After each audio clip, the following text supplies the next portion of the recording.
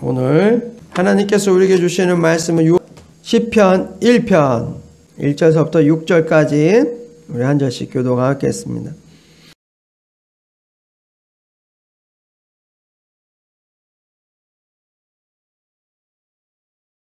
할렐루야. 하나님의 큰 은혜가 오늘도 함께 하시길 주님의 이름으로 축원합니다. 축원합니다. 네. 저의 마음에 아까도 얘기했지만 여러분이 잘 됐으면 좋겠어요. 여러분이 행복했으면 좋겠고 여러분들이 건강했으면 좋겠어요. 복된 삶을, 형통한 삶을 살았으면 좋겠어요. 그게 요즘에 제가 가장 가지고 있는 마음입니다. 그래서 여러분을 위해 늘 기도할 때마다 묶인 것이 풀어지고 굽은 것이 곧아지는 우리 자녀들에게는 꿈과 비전이 좀 생길 수 있도록 하나님 은혜 주세요 하고 늘 기도하고 있어요. 그래서 오늘 우리가 읽은 이 본문의 말씀을 가지고 복 있는 사람이라는 제목으로 함께 같이 은혜를 좀 나누려고 합니다. 많은 사람들이 자기는 불행하다라고 생각을 하면서 살아요. 나는 복 있는 사람이 못 된다. 나는 불행하다. 난 복이 없다. 라고 생각을 해요. 우리 학생들, 나는 행복하다. 손 없어? 나는 좀 그럭저럭 괜찮다. 없어요? 우리 애들 사춘기라서 그런지 반응이 없네. 많은 사람들이 행복을 추구하지만 나는 행복하다라는 마음을 갖고 사는 사람은 그렇게 드물다라는 것이죠. 그럼 우리가 행복하기를 소망하는데 왜 소망이 이루어지지 않을까? 우리가 새해가 되면 새해 복 많이 받으세요 라고 인사를 하는데 되돌아보면 그 한 해 한 해 뒤돌아보면 행복한 일도 많지만 힘겨웠던 일도 많다라는 것이죠. 그럼 왜 우리는 행복을 추구하고 바라는데 행복이 우리에게 바라는 만큼 오지 않을까를 생각해 보면 저는 그렇게 생각해요. 복이 오는 자리에 있지 않기 때문이라고 생각해요. 복이 오는 자리에 있으면 내가 복을 받고 싶지 않아도 복이 오는 거예요. 하나님이 친구들을 보면 저 친구한테는 막 복을 하나님께서 막 이렇게 나야가라 폭포처럼 이렇게 쏟아 붓는 것 같은 친구들이 있어요.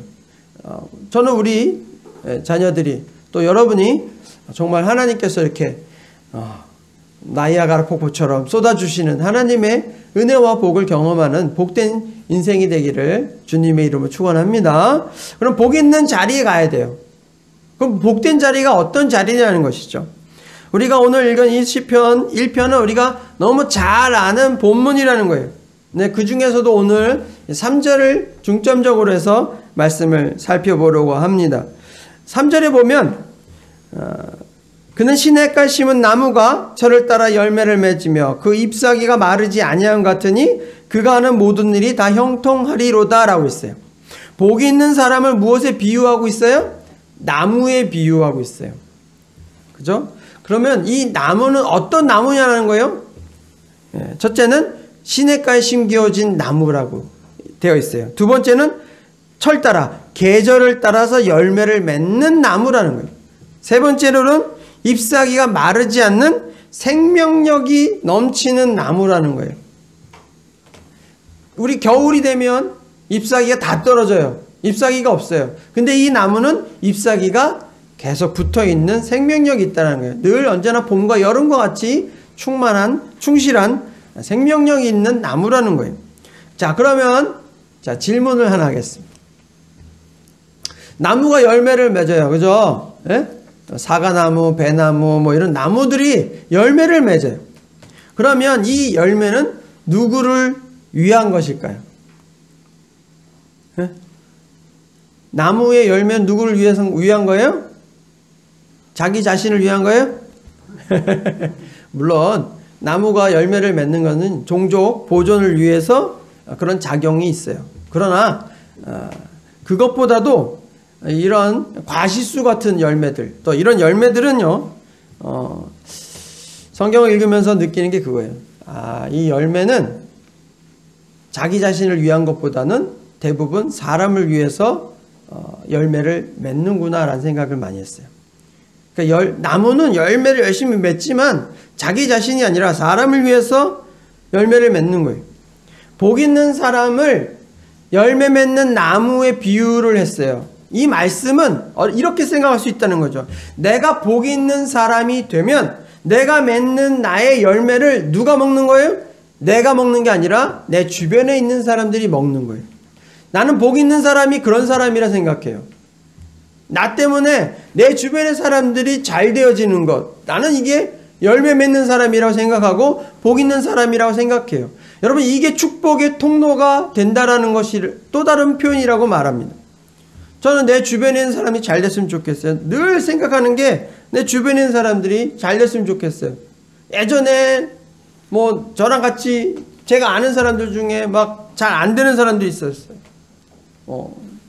제가 아는 형님이 뭐 계속 목사 그 지원을 하는데 청빙에서 자꾸 떨어지는 일도 있었고, 뭐 어떤 사람은 교통사고가 나기도 하고, 어떤 사람은 자식이 말썽을 부리기도 하고, 재정적인 어려움도 있고, 그런 거 볼 때마다 정말 마음이 무거웠어요.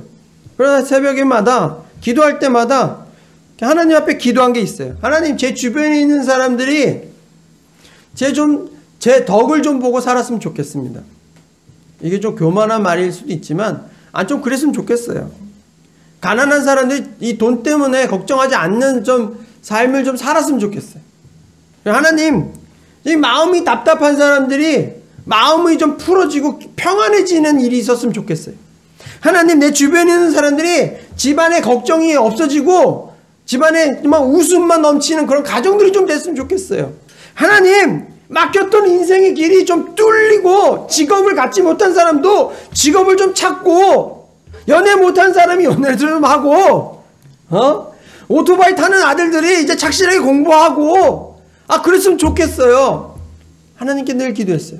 저는 그거 지금도 마찬가지예요. 지금도 내 주변에 있는 사람들이 나의 기도 덕분에 좀 잘 됐으면 좋겠어요. 내가 그분들을 위해서 기도하고 그분들을 바라보면서, 우리 성도들을 바라보면서 위해서 기도할 때 정말 그 기도 하나하나가 다 이루어졌으면 좋겠어요. 이루어질 거라고 난 믿어요. 지금 당장은 안 돼도 여러분을 위해서 쌓은 기도가 저는 절대로 그냥 사라지지 않을 거라 생각해요. 그래서 늘 제 평생의 소원이에요. 내 주변의 사람들이 내 덕을 좀 봤으면 좋겠다. 여러분도 그랬으면 좋겠어요. 여러분도 여러분 덕분에 여러분 주변에 있는 사람들이 좀 행복했으면 좋겠어요. 여러분 때문에 여러분 주변에 있는 사람들이 즐거웠으면 좋겠어요. 그런 사람 돼야 되지 않겠어요?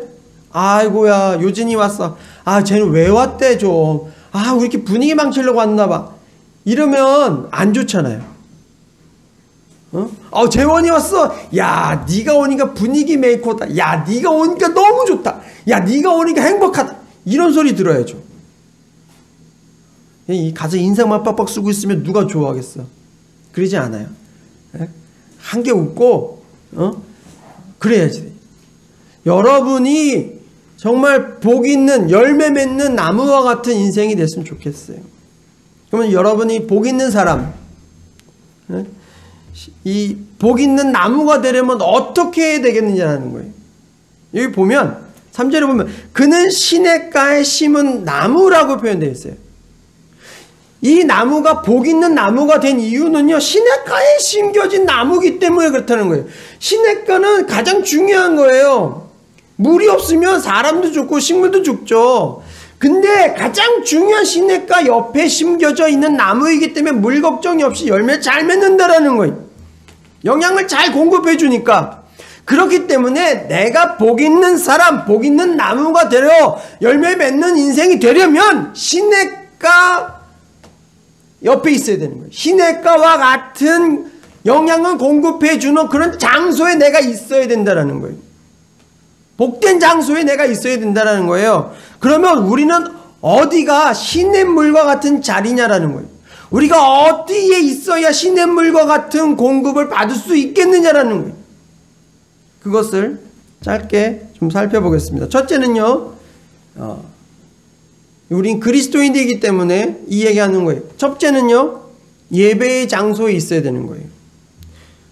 하나님의 관점, 다윗의 장막이라는 책을 쓴 토미 테니라는 목사님이 계세요. 이 목사님이 이런 표현을 했어요. 하나님은 숨바꼭질을 하신다. 정말 그런 것 같죠. 가끔씩 하나님은 따오기라고 저는 생각했어요. 하나님의 은혜가 따오기처럼 보일 듯이 보이지 않는 그런 하나님의 은혜가 따오기 같다는 생각이 많이 들었어요. 근데 이분은 하나님은 숨바꼭질 하신다라고 표현했어요. 근데 이 숨바꼭질을 왜 하나? 우리는 꼭꼭 숨어서 안 보이게 하려고 하는 숨바꼭질을 하잖아요. 근데 이분이 표현하는 숨바꼭질은 달라요. 뭐냐면 우리가 우리 아이들과 저도 우리 아이들 어렸을 때 숨바꼭질을 했어요. 숨어요. 막 숨어요. 커튼 뒤에 숨고 막 숨어요. 근데 요만한 애들과 숨바꼭질 할 때 아빠나 엄마가 숨바꼭질 하는 특징이 있어요. 그건 뭐냐면요. 절대로 날 못 찾게 할 거야 하고 꼭꼭 숨어버리는 게 아니라 살며시 다리 한쪽을 이렇게 보여줘요. 날 찾으라고. 엄마 아빠가 하는 숨바꼭질은요. 아이들한테 드러내기 위해서, 아이들한테 찾아내지기 위해서 하는 숨바꼭질이에요. 이 토미 테니 목사님이 하는 하나님은 숨바꼭질 한다라는 의미가 무엇이냐면 하나님은 우리에게 감춰져 있는 것 같지만 드러내길 원하셔서 살짝 보여주신다라는 거예요. 하나님은 우리에게 눈에 보이지 않는 것 같아도요. 하나님은 우리에게 드러나길, 우리에게 찾아져지기를 하나님 바라고 원하신다라는 거예요. 그 자리가 어떤 자리예요? 예배의 자리라는 거예요. 특별히 예배에서 우리는 하나님을 더 찾을 수 있고 발견할 수 있다라는 거예요. 하나님 숨어 계십니다. 그러나 발견되기를 원하시는 분이라는 거예요. 예배 장소에서 우리는 찾을 수 있어요. 예배 드리는 중에 찬송에서 찾을 수 있고요. 예배 드리는 중에 기도 시간에서 하나님을 찾을 수 있고요. 예배 중에 설교 말씀 속에서 하나님을 찾을 수 있다라는 거예요. 몇 년 전에 최윤영이라는 아나운서가 간증하는 것을 본 적이 있어요. 이 최윤영이라는 이 아나운서는 중학교 시절에 하나님을 만났대요. 언제 만났느냐? 하나님을 만나던 장소가 바로 예배 시간이었다는 거예요. 찬송을 부르다가 하나님의 임재를 경험했다는 거예요. 그래서 여러분 찬송할 때 그냥 흩어로 찬송하지 않았으면 좋겠어요. 찬양 가운데 임하시는 하나님의 임재를 경험할 수 있어요. 찬양 속에서 나를 만져주시는 하나님의 손길을 경험할 수 있어요. 이 최윤영 이 아나운서는요, 찬양하면서 하나님의 살아계심을 경험했다는 거예요. 그 뒤로 이 최윤영 씨는 성경 읽기를 하면서 막 이렇게 큐티한 책 노트를 막 보여주고 그러더라고요. 그리고 많은 사람들 주변에서 인생이 참 잘 풀린다라는 말을 들을 정도로 그의 인생이 달라졌다는 거예요. 여러분, 하나님을 만나면 인생이 달라져요. 그리고 그 장소는 어디예요? 예배. 예배에서 승리하지 않으면 여러분의 인생이 바라고 원하는 대로 안 될 수 있다고. 그러나 예배에 승리하는 자는 인생에 승리하는 사람이 된다고 전 믿어요. 특별히 학생들 잘 들었으면 좋겠어요. 지금 여러분의 예배 드리는 자세가 하나님이 기뻐하는 예배의 자세가 되어야지 되는 거예요. 어떤 학생은 주일을 너무너무 사모해서, 예배를 너무너무 사모해서 자기가 예배 시간에 졸면 안 된다라고 생각을 해서 토요일만 되면 밤에 10시에 잠잔다는 거예요. 난 그 얘기 듣고 감동을 받았어요. 어른들도 잘 못하는 걸 학생이 하는구나. 예배 시간에 하나님께 집중하고 찬송에 집중하고 기도에 집중하고 설교 말씀에 집중하기 위해서 자기는 10시에 잔다는 거예요. 그런 학생의 모습을 하나님이 안 사람이 내가 봐도 이쁜데 하나님 안 이뻐하실까요? 예배 중에 하나님을 만난 사람은 다르다는 거예요. 저는 여러분이 예배의 장소에 있어야 된다고 생각해요. 그게 바로 시냇물이 우리에게 가까이 오는 시냇물에 심겨지는 그런 복 있는 나무가 되는 거예요.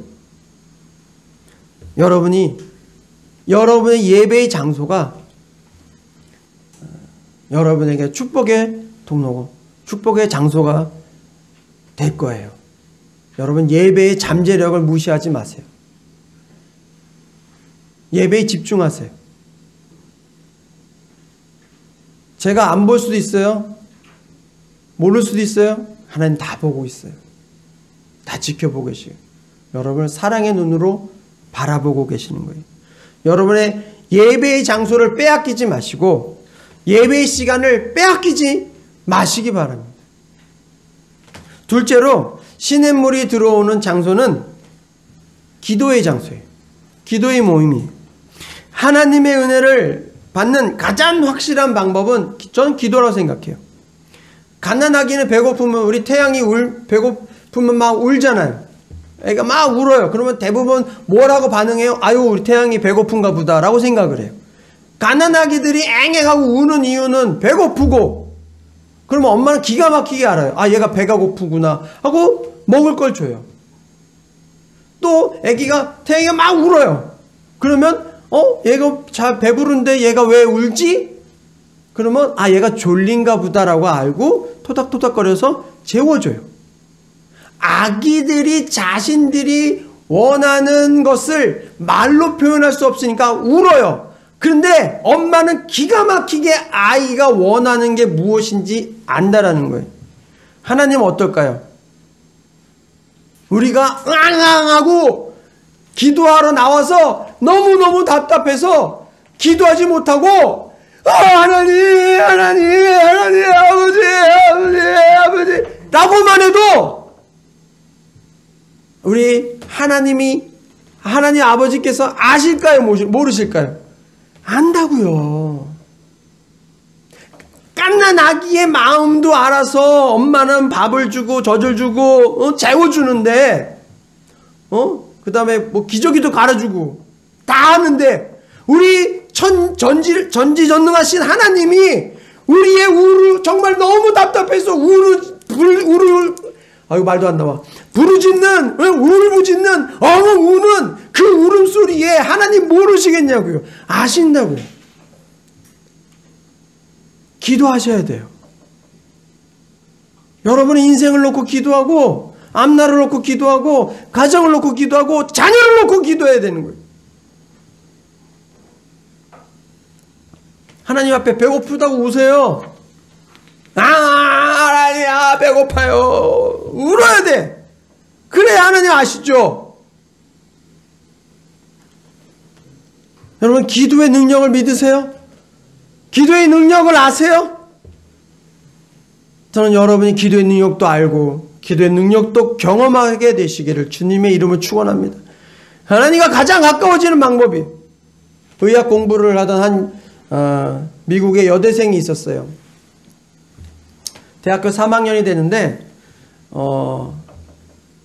너무 힘드니까 우연히 마약을 접하게 됐어요. 피곤할 때마다 마약을 복용했어요. 그러면 그 순간은 이제 막 피로가 사라지는 거예요. 근데 이것이 습관이 돼버렸어요. 인턴 과정, 레지던트 과정을 거치면서 의사로 일을 하면서도 매일매일 마약을 복용하게 된 거예요. 마약을 복용하지 않으면 환자를 진료할 수 없을 정도가 되어버렸어요. 근데 이게 꼬리가 길면 잡혀요. 동료 의사들한테 병원에 이 사실이 드러났어요.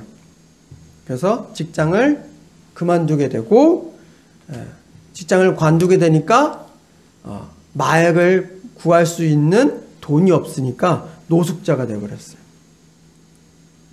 자신의 의지로 마약을 끊어보려고 막 노력했는데 안 되는 거예요. 그럼 어느 날 더 이상 이렇게 살면 안 되겠다고 생각했어요. 나는 이렇게 살 바엔 차라리 죽는 게 나아라고 생각을 한 그 고통의 날들 속에서 이제 나는 못 살겠다. 그 어느 비 오는 날 밤이었어요. 강가에 갔어요. 그리고 강을 바라보면서 이제 난 이제 죽어야지. 저 빠져서 죽어야지. 이 생각을 하고 있었는데 그때 강가에서 마지막으로 정말 자기가 살면서 한 번도 불러본 적이 없는 하나님을 향해서 무릎을 꿇고 그냥 넋두리 하듯이 하나님 앞에 이렇게 기도했다는 거예요. 하나님, 나는 정말 아무것도 할 수 없는 사람입니다. 나를 좀 구해주세요. 여러분, 기도 길게 했을까요? 기도를 해본 적이 없는 사람이 무슨 기도를 오래 해요. 짧게 했다니까요. 나는 아무 필요 없는 사람이, 나는 아무것도 할 수 없어요. 나 좀 살려주세요. 요것만 비를 맞으면서, 그러나 간절하게 기도했어요. 근데 놀라운 일이 그 순간 일어났어요. 갑자기 그녀의 머리가, 그냥 머리 위가 뜨거워지는 거예요. 그리고 온몸이 점점 더 뜨거워지기 시작했어요. 그리고 이 양 어깨를 막 돌덩어리처럼 막 짓누르고 있었던 것 같은 그 무거운 느낌이 싹 벗겨지고 사라지는 느낌이 들었다는 거예요. 막 몸이 그냥 갑자기 날개를 단 것처럼 몸이 가뿐해지기 시작한 거예요. 그녀는 그 자리에서 이제 일어나서 하나님께 감사를 받겠어요. 땡큐 땡큐가 찬양을 불러봤겠어요? 노래를 어떻게 알겠어요? 그냥 땡큐가 하겠겠죠. 와 감사해요 뭐 이런. 자살하려는 마음이 바뀌어서 살려는 마음으로 변화돼서 돌아왔어요. 그리고는 이 여인이 이제 깨끗이 마약을 끊게 되고, 이후로는 마약과 알코올 중독으로 삶을 포기하려는 사람들을 위해서 봉사하는 삶으로 바뀌었다라는 거예요. 여러분, 제가 이 글을 읽으면서 놀라웠던 게 뭔지 아세요? 하나님은 자신을 향해서 한 번도 불러보지 않았던 정말 폐인과 같은 한 사람의 흐느낌과 같은 그 소리를 하나님은 기도로 들으셨다라는 거예요. 나는 이거 놀랐어요.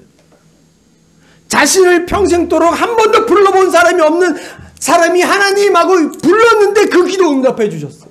하물며 하나님의 자녀라고, 하나님의 아들이고 딸이라고 부르는 우리가 하나님께 기도하면 하나님 들으시겠냐고요? 안 들으시겠냐고요? 당연히 듣죠. 나 오늘 흥분하면 안 되는데요. 하나님의 이름을 부르지 않았던 사람도 하나님의 이름을 부르면 그 기도 듣는데, 하나님의 아들이고 딸인 내가 하나님의 이름을 부르면 당연히 나의 기도 들으신다라는 거예요. 여러분, 이 확신을 가졌으면 좋겠어요. 여러분, 하나님 믿으시죠? 예수님 믿으시죠? 그러면 여러분 하나님의 자녀잖아요. 여러분이 하는 기도 하나님 들으시는 거예요. 중요한 건요, 기도의 자리를 빼앗기면 안 된다는 거예요.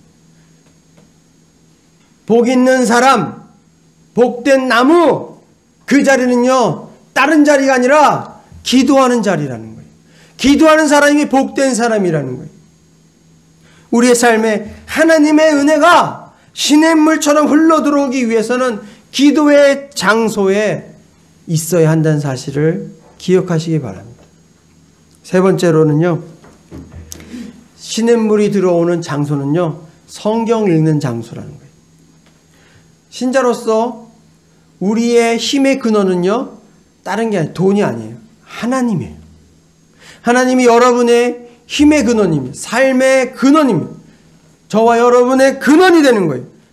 그러니 우리는 누구를 알아야 돼요? 하나님을 알아야 되는 거예요. 그리고 하나님을 아는 가장 확실한 방법은요 성경이 있는 거예요.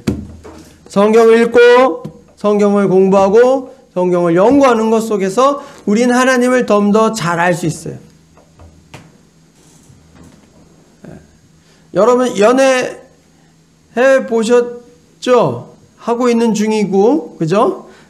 그러면 그 친구가 편지를 보낸다거나 문자를 보내면 여러분 그거를 한 번만 쓱 읽고 그냥 버려버리나요? 안 그래요.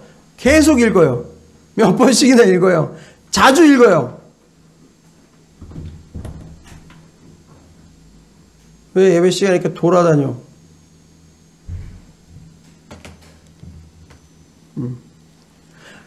하나님을 우리에게 연애 편지를 보내주신 게 바로 이 성경이라고 저는 생각해요. 하나님을 사랑하면 사랑할수록 더 많이 잃게 되는 게 전 성경이라 생각하고, 또 성경을 읽으면 읽을수록 하나님을 알게 되고 하나님을 사랑하게 된다는 것이죠. 그래서 성경을 우리가 제대로 알아야 되고 제대로 읽어야 되는 거예요. 신천지에서도 똑같은 성경 보고 있습니다. 이단에서도 똑같은 성경 보고 있어요. 근데 우리는 정통이고 그 사람들은 이단이에요. 왜요? 무엇이 다르기 때문에요? 성경을 보는 눈이 다르니까. 성경을 보는 안경이 달라서, 성경을 해석하는 방법이 다르기 때문에 그렇다는 거예요. 중요한 건 이 성경을 보는 안경, 이것을 가져야 되는 거예요. 우리가 성경을 제대로 볼 수 있는 안경을 갖기 위해서는요, 연구해야 되는 거예요. 공부를 제대로 해야 되는 거예요. 그래서 지난번에 우리가 소요리 문답을 했죠. 지루했죠. 힘들었죠. 예? 그랬는데 여러분, 그게 지루하고 힘들었을지 모르지만 그게 여러분에게 알게 모르게 성경을 읽게 하는, 성경을 제대로 볼 수 있는 안경을 준 거라는 거예요. 우리가 성경을 언제까지 연구해야 되고 공부해야 돼요? 저는 평생 해야 된다고 생각해요. 제가 제일 조심해야 된다고 생각하는 사람이 있어요. 어떤 사람이냐면, 목사님 전 그거 10년 전에 다 공부했어요. 이런 분 조심해야지 돼요. 예? 우리가 교회에서 조직신학 공부도 좀 해야지 되고, 이것저것 공부해야 되고, 그러면, 목사님 저거 10년 전에 다 공부했어요. 1대1 성경 공부도 다 했고요. 다 해봤어요. 예? 지도로 공부하는 것도 다 해봤어요. 예? 여러분, 10년 전에 공부한 거 아직도 기억나요? 저는 우리 합신, 예? 졸업하고 지금 거의 20년 돼 가는데, 기억 안 나요. 하나도 안 나. 그럼 어떻게 해요? 저도 공부해요. 저도 지금도 공부하고 연구한다고요. 성경은 다 평생을 공부해도 몰라요. 끊임없이 성경을 읽어야지 되는 거예요. 그러니까 나 예전에 공부했어 하고 하면 안 돼요. 10년 전에도 공부했는데 난 지금 배우면 더 잘 이해할 수 있을 것 같아요. 이런 식으로 나와야 되는 거예요. 사도행전 17장 11절에 보면 이런 말씀이 있어요. 베레아에 있는 사람들은 데살로니가에 있는 사람들보다 더 너그러워서 간절한 마음으로 말씀을 받고 이것이 그러한가 하여 날마다 성경을 상고했다라고 표현했어요. 상고라는 게 연구하다, 생각하다라는 뜻이에요. 베레아 사람은 성경 말씀을 간절한 마음으로 받았다고 했어요. 그리고 그 말씀이 정말 그래? 진짜야? 라고 하면서 매일 날마다 연구했다는 거예요. 생각했다는 거예요. 여러분, 성경을 읽으면서 그냥 아무 생각 없이 그런가 보다 하고 넘어가는 사람과 이 정말 그런 거야? 하고 의심하며 고민하는 사람, 이 둘 중에 누가 더 성경을 깊이 알고 깨닫게 될까요? 저는 의심하는 사람이라 생각해요. 성경을 대하는 자세가 청년 시절서부터 저에게 영향을 주셨던 모교회의 장로님 계세요. 이장로님이라고 계신데 그분이 저한테 아주 성경에 대해서 청년 성경 공부 시간에 해주신 말씀이 기억이 나요. 뭐냐면 성경은 성경으로 이해를 해야 된다는 거예요. 성경은 성경으로 이해해야 되고 이 성경을 정말 더 많이 사랑하면 사랑할수록 더 하나님을 알게 된다고 얘기해 주셨어요. 그것이 저에게 좀 좋은 영향을 주셨던 것 같아요. 그리고 우리한테 성경 읽을 때 why, 왜? 라는 질문을 자주 던지라고 그랬어요. 그러면 그 질문을 통해서 성경을 더 알게 될 거라고 했어요. why, 왜? 하나님은 왜? 이런 질문을 던지면 성경을 읽는 즐거움이 생긴다고 했어요. 제가 좋아하는 작가 중에, 기독교 작가 중에 김성일 장로님이라고 계세요. 이분은 기독교 소설을 많이 쓰셨어요. 제가 20대 초반에 땅끝에서 오다 땅끝으로 가다, 제국과 천국 뭐 이런 다양한 이분이 쓰신 책은 거의 다 읽었어요. 근데 이분이 쓰신 책 중에 성경과의 만남이라는 책이 있어요. 이 책은 소설이 아니라 이 본인이 성경을 읽으면서 이분은 철저하게 성경을 하나님을 안 믿고 하나님 거부하던 분이었어요. 근데 그 사모님이 암에 걸리셔서 병상에서 투병하는 중에 그 마음이 녹아나서 하나님을 이제 알아가려고 하는 마음이 생긴 거죠. 그러면서 아내 병상에서 성경을 읽으면서 자신이 도저히 이해가 안 되는 부분, 받아들일 수 없는 부분들을 노트에 적기 시작했어요. 성경을 읽으면서 자기가 의미를 가졌던 것들을 막 기록해 나가면서 깨달았던 것들도 같이 적어 나가기 시작했어요.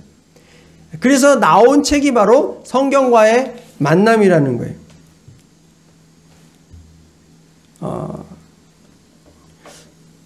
저는 이 책을 읽으면서 우리가 성경을 어떻게 접근해 가야 되는지 참 좋은 방법을 알려준 책이다라고 생각했어요. 그냥 성경을 읽는 게 아니라 밥을 씹어 먹듯이 곱씹어서 연구를 해야 된다는 거예요. 이분은 성경을 읽다가 막 통독하고 막 읽어 나가다가 이해가 안 되는 부분이 있으면 딱 멈춰버린대요. 그냥 그 자리에서 멈추고 앞으로 안 나간대요. 그리고 계속 그 부분에 대해서 생각한다는 거예요. 이게 연구하는 자세죠. 이게 저와 여러분이 가져야 되는 성경을 대하는 자세라고 생각해요. 하나님의 말씀을 이게 왜 그러는 거예요, 하나님? 나한테는 도저히 이해가 안 되는데요? 왜 이러는 거예요? 어떻게 사람이 무리를 걸어요? 하나님 어떻게 바위를 쪼개서 물이 나와요? 어떻게 이 물속에서 사람이 물고기들이 이렇게 다 몰려와요? 이 하나하나 다 어떻게 죽은 사람이 살아나요? 하나하나 다 멈춰야 되는 거예요. 그걸 다 일일이 찾아서 기록하는 것. 여러분만의 성경과의 만남의 책을 만들어야 된다는 거예요. 그때 하나님의 은혜를 경험하게 될 겁니다. 여러분, 하나님의 은혜의 시냇물이 흘러 들어오는 장소가 어디라고요? 성경이 있는 자리, 기도하는 자리. 우리가 이제 코로나 때문에 성경 공부를 못하고 있어서 좀 안타까운데, 이 코로나가 좀 어느 정도 진정이 되면 오후에 다시 다른 성경, 재미난 성경 공부를 할 계획입니다. 이제 빨리 좀 정리가 좀 잘 됐으면 좋겠어요. 이제 말씀을 정리하겠습니다. 복 있는 사람은요, 주변의 사람들을 행복하게 해줘요. 좋은 열매를 맺어서 여러분의 주변의 사람들이 그 열매를 따먹었으면 좋겠어요. 내가 열매를 많이 맺어서 내 주변의 사람이 열매를 따먹었으면 좋겠어요. 복 있는 사람이 되기 위해서는 시냇물이 흘러나오는 장소에 있어야 되는 거예요. 복이 오는 장소에 있어야 되는 거예요. 그 장소는 어디예요? 예배의 장소. 따라해보세요. 예배의 장소. 다시 한번. 예배의 장소. 기도의 장소. 기도의 장소. 네, 성경의 장소. 다시 성경의 장소. 이렇게 다들 배고프신가 보다. 이 장소를 잘 확보하셔서 은혜 충만한 복된 인생, 또 형통한 인생을 사시게 되기를 주님의 이름으로 축원합니다. 기도하겠습니다.